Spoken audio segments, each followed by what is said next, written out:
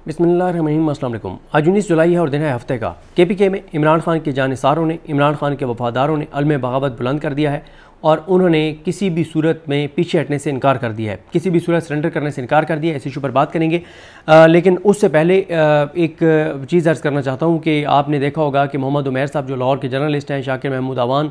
और दीगर जो जर्नलिस्ट हैं लाहौर के, वो ये लिख रहे हैं कि सोमवार या मंगल को 9 मई के पहले केस का लाहौर में फ़ैसला आ सकता है। और आपको पता है क्या फ़ैसला आएगा? जस्टिस जाहिया अफरीदी साहब का दौर है, जस्टिस जाहिया अफरीदी साहब की अदालतें हैं, जस्टिस आलिया नीलम साहबा के लगाए हुए जज हैं और क्या मतलब फ़ैसला आना है वो आपको भी पता है, मुझे भी पता है, लेकिन इसके ऊपर तहरीक इंसाफ की जानिब से बिल्कुल बात नहीं हो रही। अच्छा, मैं हैरान हूँ इस बात पर कि PTI का जो सेंट्रल मीडिया सेल है, जो वज़ीर जो सेक्रेटरी इत्तलात का ऑफिस है, वो क्या कर रहा है। पिछले 4-5-6 दिनों में आपने देखा कि सबसे पहले शाकिर महमूद आवान ने इसके ऊपर वीडियो की, इंटरव्यू किया उन्होंने बुरहान मौज़म एडवोकेट साहब का, फिर मैंने भी उसी के ऊपर एक वीडियो की और उसके बाद फिर मियां अली इशफाक साहब ने जो सरकारी गवाहों को जो है वो बिल्कुल नंगा किया है और बिल्कुल सारे केस को बर्बाद कर दिया। उसके बाद मलिक परवेज़ इकबाल जो है उन्होंने जिस तरह से सरकारी वकला के ऊपर जरा की और जो चीज़ें सामने आई हैं इमरान खान के हक़ में और PTI के हक़ में, उसके ऊपर मरकज़ी सेक्रेटरी इत्तलात शेख वकास अकरम साहब को, चेयरमैन PTI बैरिस्टर गौर साहब को, सेक्रेटरी जनरल PTI सलमान अकरम राजा साहब को कोई तौफीक नहीं हुई कि वो उन चीज़ों के ऊपर प्रेस कॉन्फ्रेंस करें। अगर इमरान खान बाहर होते और रात 2 बजे ये तफसीलात सामने आती तो 2:10 पे इमरान खान लाइव होते और 2:10 पे इमरान खान सिर्फ 10 मिनट के बाद इमरान खान बता रहे होते कि 9 मई का पूरा बयानिया बर्बाद हो गया है और जिस गवाह के ऊपर पूरा 9 मई का बयानिया खड़ा था वो गवाह गिर गया है, साबित हो गया। एहराम वाली स्टोरी, वो मैं उसकी मज़ीद डिटेल्स हैं वो भी आपके सामने रखूँगा। लेकिन शेख वकास अकरम साहब ने, गौहर साहब ने, सलमान राजा साहब ने इसके ऊपर कोई प्रेस कॉन्फ्रेंस नहीं की, कोई नहीं बताया पूरे पाकिस्तान को। होता यह है कि जब ये प्रेस कॉन्फ्रेंस करते, सब MNAs MPs ticket holders video पैगामात जारी करते तो उससे एक नैरेटिव बन जाता है, एक हकीकत सामने आ जाती है और हक और सच का एक बयानिया बन जाता है और उसके बाद जज के लिए मुश्किल हो जाता है सजा सुनाना। यह तो पूरे पाकिस्तान में बयानिया पहुँच गया, लेकिन बहरहाल इन्होंने प्रेस कॉन्फ्रेंस नहीं की। फिर मैं हैरान हो रहा था कि इमरान खान साहब की बहनें कह रही हैं कि इमरान खान साहब की जान को खतरा है और उनको आइसोलेट कर दिया गया और कर दिया गया है। 22 घंटे उनको सेल के अंदर रखा जाता है, उनको एक्सरसाइज नहीं करने दी जा रही, उनको अखबार नहीं मिल रहा, उनको TV नहीं मिल रहा, उनको फैमिली से मुलाकात नहीं करने दी जा रही, बुशरा बीबी साहिबा को फैमिली से मुलाकात नहीं करने दी जा रही, उनके ऊपर बहुत सख्तियाँ और जुल्म बढ़ा दिए गए हैं। लेकिन कोई आपने नहीं देखा कि PTI की कोई प्रेस कॉन्फ्रेंस, इसके ऊपर सख्त प्रेस कॉन्फ्रेंस हुई हो, MNAs MPs टिकट होल्डर्स को कोई वीडियो पैगामात आए हों, कोई हलचल हो, कोई ट्वीट्स आ रहे हों, कोई मतलब इजलास बुलाए जा रहे हों, कोई चीज़ नहीं है। इमरान खान की आइसोलेशन, इमरान खान के ऊपर होने वाले जुल्म, जबर, बर्बरियत, फस्तायत और यजीदियत जो है वो PTI की क़यादत ने उसको नॉर्मलाइज कर दिया है और उनके लिए ये नॉर्मल है। इस वक्त तहरीक इंसाफ की क़यादत के लिए सबसे अहम मामला 2 से 3 उन लोगों को सेनेटर बनवाना है जो PTI की बाहर क़यादत के कुछ अहम लोगों के इन्वेस्टर हैं और उसी के ऊपर सारा जो है वो फोकस है। अच्छा, इसके बाद मैं हैरान हूँ कि जो पंजाब की बैड गवर्नेंस है, जो 200 के करीब लोगों की जानें चली गई बारिशों से, और मरियम नवाज साहबा ने आज इतना बड़ा इश्तिहार, करोड़ों रुपए के इश्तिहार दे दिए और कहा कि जनाब क्या बात है, मरियम नवाज ने ज़बरदस्त कारकर्दगी दिखाई है, 200 लोगों की जानें चली गई हैं और मरियम नवाज कह रही हैं कि जनाब हुकूमत कह रही है कि मरियम नवाज ने कमाल कर दिया है और कोई PTI इसके ऊपर नैरेटिव नहीं बना सकी। चीनी स्कैंडल के ऊपर PTI कोई नैरेटिव नहीं बना सकी। इमरान खान के खिलाफ जो 5 बड़े उनके खिलाफ महाज खोले गए थे, उनमें से एक चीनी का महाज था और उससे 50 मतलब उससे यानी वो जो कीमत थी उससे कई गुना ज़्यादा कीमत भी, और उसके अलावा जो नुकसान है, जो शुगर माफिया को जो फायदा पहुंचाया गया है, जो इंपोर्ट के नाम पे पैसा कमाया गया, जो पाकिस्तानी को नुकसान पहुंचाया गया, कोई PTI ने इसके ऊपर नैरेटिव जो है वो नहीं बनाया। महंगा पेट्रोल और डीजल इमरान खान के दौर में कितना था, आज कितना था, कोई नैरेटिव नहीं बनाया और निचकारी होने जा रही है, इदारों को होने पन्ने दामों बेचा जा रहा है अपने बंदों को, कोई PTI बात नहीं कर रही। PIA में जो सारी चीजें बेचने जा रहे हैं, मिलिट्री कोर्ट्स में फायजा मुराद ने आज भी ट्वीट किया हुआ था और बिल्कुल दुरुस्त किया हुआ था। मैं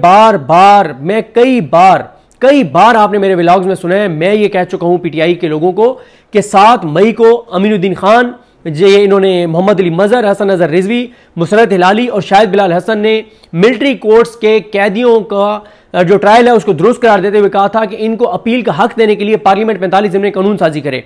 अब कोई मेरा ख्याल है कोई 70 दिन से ज्यादा हो गए हैं 15-20 दिन ऊपर हो गए हैं, ना आपने इसके ऊपर गौहर साहब का कोई बयान सुना होगा, न इसके ऊपर आपको सलमान राजा साहब परेशान नजर आए होंगे, न इसके ऊपर आपको शेख वकास अकरम साहब बार बार प्रेस कॉन्फ्रेंसेस करते हुए नजर आए होंगे, बार बार को ना ही इनके एमएनएस एमपीएस और टिकट होल्डर्स बात करते हुए नजर आए होंगे। क्यों? क्योंकि इनकी फैमिली के लोग नहीं है ना, वो इमरान खान का एक भांजा है, हैदर मजीद है, बाकी वो फायजा मुराद साहबा के ससुर हैं, बाकी आम सिविलियंस हैं जो इनके खानदानों से नहीं है, इनके बच्चे नहीं है, इनके भाई नहीं है, तो इसलिए इनको कोई मसला नहीं है। और इनकी एमएनएशिप एमपीएशिप इनके मजे चल रहे हैं, इनको क्या जरूरत है उसके ऊपर बात करने की। कोई बात ये मिलिट्री कोर्स वालों के ऊपर नहीं कर रहे, जो उनके ऊपर सख्तियां हो रही हैं, जो कुछ ज्यादतियां उनके साथ कोटलाक में जेल में हो रही हैं। मैंने एक ट्वीट करके बताया था कि वाटर कूलर जो है बार बार वो बिजली आने जाने से उसको आग लग गई और कुछ दीवारों में करंट महसूस किया जा रहा था और कुछ जो वहां पे जंगले लगे हुए उनमें करंट महसूस किया जा रहा था और खतरा था कि खुदा ना खास्ता कोई बड़ा साना ना हो जाए। पीटीआई को कोई तौफीक नहीं हुई शेख वकास अकरम साहब को या बाकियों को कि वो इसके ऊपर बात करें। इंसार हुसैन पंजोता साहब को भी कोई इन चीज़ों के ऊपर नहीं है कि जो 9 मई के केसेस हैं जिस तरह से वो चल रहे हैं, इसके ऊपर इंसार हुसैन पंजोता साहब, इमरान खान साहब ने उनको सब कुछ ऑल एंड ऑल बनाया है। ILF का होना तो ये चाहिए था कि 10 जिलों में प्रेस कॉन्फ्रेंस कर रही होती है ILF, कोई चीज नहीं है। आज एक ये मेरा क्लिप संभाल के रख लें, ये मेरा क्लिप संभाल के रख लें कि अभी पाकिस्तान बार कौंसिल के और पंजाब बार कौंसिल, सारी बार कौंसिल्स के इलेक्शन होने वाले हैं।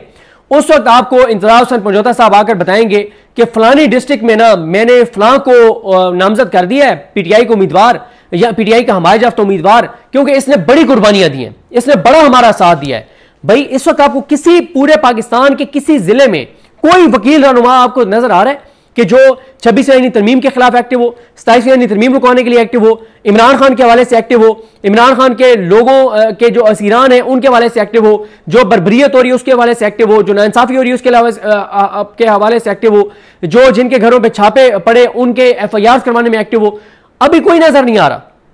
लेकिन जैसे ही इलेक्शन होंगे ना तो इंसार हुसैन पंजोता साहब हमें बताएंगे फलाने डिस्ट्रिक्ट में फलाने इमरान खान का बड़ा जानिसार है, फलाने डिस्ट्रिक्ट में फलाने इमरान खान का बड़ा जानिसार है। पता नहीं वो उनकी जानिसारी जो है वो इमरान खान के ऊपर जान निछावर करना इंसार पंजोता साहब को तो नजर आ रही होगी या पता होगी, बाकी पूरे पाकिस्तान को नहीं पता होगा। इस वक्त तहरीक शुरू हो चुकी है, कितने वकला हैं बड़े बड़े जो इंसाफ की बात कर रहे हो, जो आइन की बहाली की बात कर रहे हो, जो इंसानी की पामालियों के खिलाफ बात कर रहे हो, जिनकी वीडियोस आ रही हो सोशल मीडिया के ऊपर, जिनके ट्वीट्स आ रहे हो, जिनके बयानात आ रहे हो, जिनकी प्रेस कॉन्फ्रेंसेस आ रही हो। मुझे तो एक भी नजर नहीं आता पूरे पाकिस्तान में ILF का कोई अहम बंदा या वो जिनको ILF सपोर्ट करने जा रही है आगे पाकिस्तान बार कौंसिल के इलेक्शन में। लेकिन फिर इंसार हुसैन पंजोता साहब में बताएंगे बड़ा जानिसार है और सारे एतबार कर लेंगे और PTI के जो हामी वकला हैं वो उनको वोट डालने शुरू कर देंगे उस वक्त। अच्छा, उसके बाद आ जाए जनाब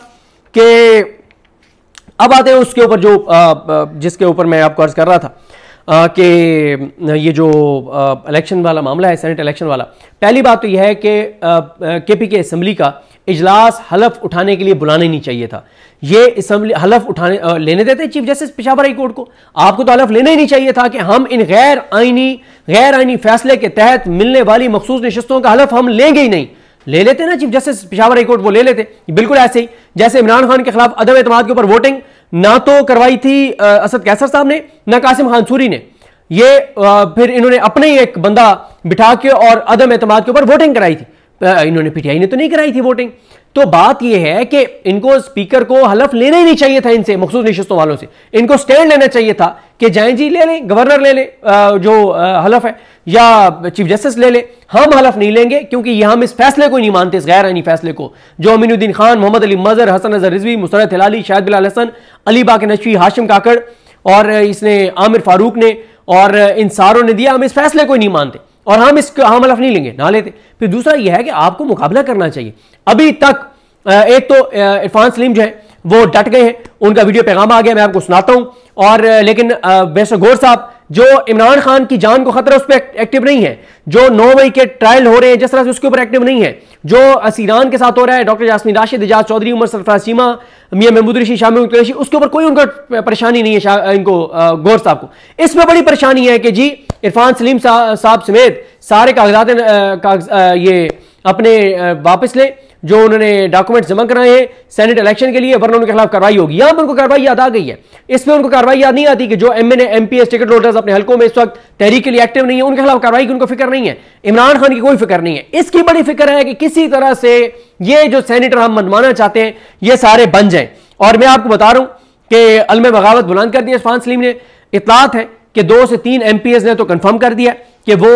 इमरान खान के वफादारों जाननिसारों को वोट डालेंगे, वो खुर्रम ज़ीशान, इरफान सलीम, इन लोगों को वोट डालेंगे, वो उन लोगों को वोट नहीं डालेंगे जो इमरान खान के नजरियाती कारकुन नहीं है। अब जरा आप पहले सुन लें कि इरफान सलीम साहब क्या कह रहे हैं। और ये बिल्कुल मैं आपको मुसलसल बता रहा हूं कि अगर इमरान खान के एमपीएस, इमरान खान के नाम पे वोट लेने वाले जो एमपीएस हैं केपीके के, उन्होंने अगर इमरान खान से वफा की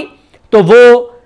खुर्रम ज़ीशान और इरफान सलीम को ही वोट डालेंगे और बड़ा सरप्राइज जो है वो सामने आ सकता है। लेकिन अब ये परेशान है, अब ये ऐसा मैकेनिज्म बना रहे हैं पीटीआई की जो वहां की हुकूमत है और अपोजिशन मौलाना फजल रहमान और पीपल्स पार्टी नून लीग सारे मिलके कि वही बंदे मुंतखब हों जो अंदर खाते डील हुई है। कोई आज़ाद बंदा ये खुर्रम ज़ीशान और इरफान सलीम जो है ये मुंतखब ना हो सके। सुनिए जरा इरफान सलीम क्या कह रहे हैं। बिस्मिल्लाहिर्रहमानिर्रहीम। पाकिस्तान तहरीक इंसाफ के कारकुन, जैसा कि आप सबके इल्म में है कि इस वक्त खैबर पख्तूनख्वा के सेनेट इलेक्शन में जो खेल खेला जा रहा है, हम उसके खिलाफ खड़े हैं। हम उस इलेक्शन के खिलाफ जो गठजोड़ है, जो स्टैब्लिशमेंट के हिमायत याफ्ता लोगों को सेनेट में लाने के लिए जो गठजोड़ किया गया है, हम उस गठजोड़ के खिलाफ भरपूर तरीके से खड़े हैं। हम किसी सूरत भी पीछे नहीं हटेंगे। अगर मैं हूं या खुर्रम ज़ीशान है या वकास औरकज़ई है या इरशाद हुसैन साहब है या आयशा बानो मैडम है, हम इस गंदे निजाम के खिलाफ खैबर पख्तूनख्वा की असम्बली जो अवाम के और इमरान खान के वोटों से इमरान खान के नाम पे बनी है, किसी सूरत भी हम उसके ऊपर ये धब्बा नहीं लगने देंगे। मैं तहरीक इंसाफ पेशावर के कारकुनों को, पूरे खैबर पख्तूनख्वा के कारकुनों को, पूरी पाकिस्तान की तहरीक इंसाफ को बताना चाहता हूं कि किसी सूरत भी इमरान खान के नजरिए के ऊपर, इमरान खान के विजन के ऊपर, इमरान खान के नाम पे बनी हुई खैबर पख्तूनख्वा असम्बली के ऊपर किसी सूरत भी हम ये धब्बा नहीं लगने देंगे। वो लोग जिन्होंने 26वीं आईनी तरमीम में हिमायत की है, जिनकी वजह से ये 26वीं आईनी तरमीम आज लागू की गई है,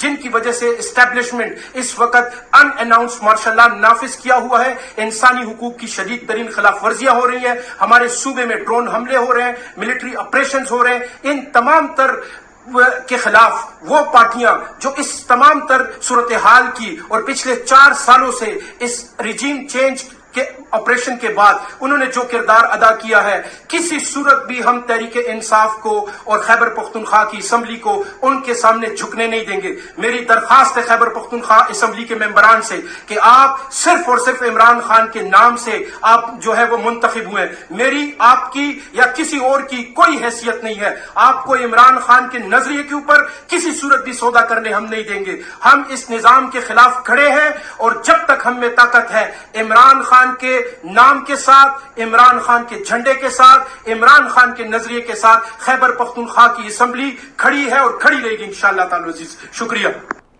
ये जी डट गए इरफान सलीम, कागजात वापस लेने से इनकार कर दिया है। लेकिन अभी गौर साहब का एक थ्रेटनिंग एक आया है कि हम कार्रवाई करेंगे इनके खिलाफ अगर उन्होंने वापस ना लिए कागजात, और अगर ये वापस नहीं लेते फिर इलेक्शन होगा। लेकिन उसके लिए भी पीटीआई की वहाँ जो क़यादत है केपीके में, वो और मौलाना फजल रहमान, नून लीग, पीपल्स पार्टी, ये सारे एक पेज पर आ रहे हैं कि हमने किस तरह से उन्हीं लोगों को मुंतखब कराना है जिनको मुंतखब कराए जाने का कहीं और फैसला हो चुका है। तो देखते हैं जी चीज़ें कैसे आगे बढ़ती हैं। बहरहाल एक काफ़ी इस वक्त है पीटीआई के कारकुनान में भी तशवीश है कि किस तरह से जो है वो इमरान खान के जाननिसारों और वफादारों को साइड लाइन करके और उन लोगों को बनवाया जा रहा है जिनकी कोई कारकर्दगी किसी के सामने नहीं है। मुझे अपनी दुआ में याद रखें। अल्लाह करीम हम सबका हामी नासर हो। अल्लाह हाफ़िज़।